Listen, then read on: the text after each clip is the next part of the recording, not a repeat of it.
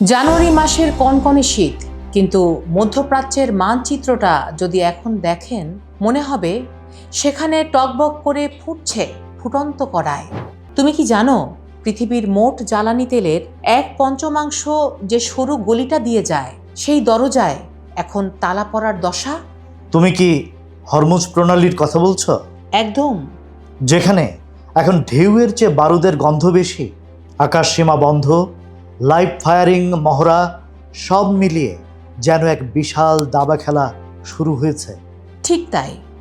আজ আমরা সাধারণ কোনো খবর বলছি না, আজ আমরা বলছি এমন এক সংকটের কথা যা আপনার পকেটের ওপর সরাসরি আঘাত হানতে পারে। কোথাও যাবেন না, কারণ শেষ পর্যন্ত শুনলে বুঝবেন কেন একটি ছোট জলপথ পুরো পৃথিবীকে থমকে দেওয়ার ক্ষমতা রাখে।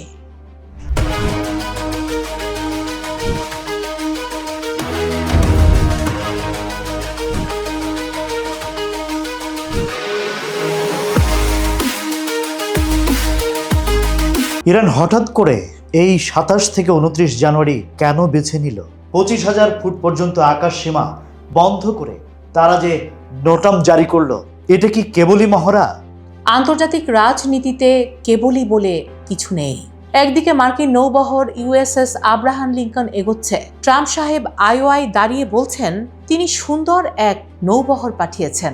অন্যদিকে ইরান তাদের ঘরের আঙিনায় লাইভ ড্রিল করে বুঝিয়ে দিচ্ছে উস্কানি দিলে জবাবটা হবে সরাসরি। কিন্তু মার্কিন কমান্ড তো বলছে এটা তাদের নিয়মিত সক্ষমতা প্রদর্শনের অংশ।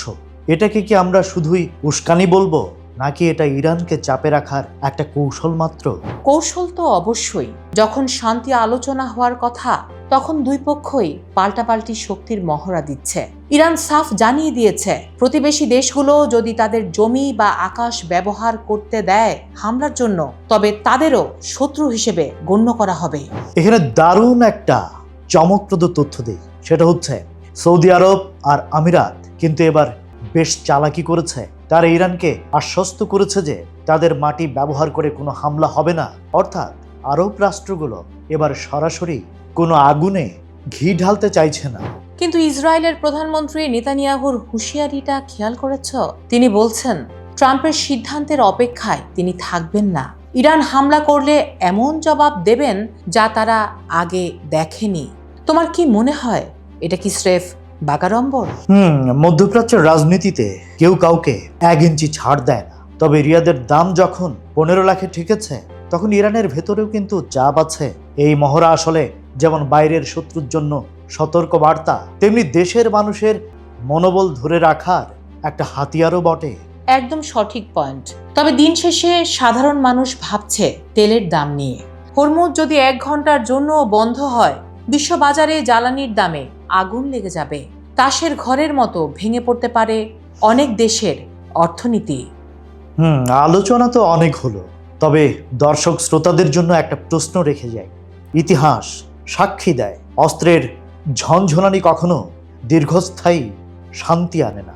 তাহলে কি আমরা নতুন কোনো যুদ্ধের দোরগড়ায় দাঁড়িয়ে, নাকি এটা শুধুই নিজেদের দাম বাড়িয়ে নেয়ার কোনো দর কষাকষি? উত্তরটা হয়তো সময়ের কাছেই আছে। তবে মনে রাখবেন, মধ্যপ্রাচ্যের এই উত্তাপ কিন্তু কেবল ওই অঞ্চলেই সীমাবদ্ধ নয়, এটা আপনার আমাদের সবার জীবনের সঙ্গে যুক্ত। এতক্ষণ আপনাদের সাথে ছিলাম আমি ধীর এবং আমি রাজ। আপনারা শুনছিলেন ভয়েস অফ বেঙ্গল। আমাদের বিশ্লেষণ ভালো লাগলে সবার সাথে শেয়ার করুন আর কমেন্টে জানান আপনার মতামত।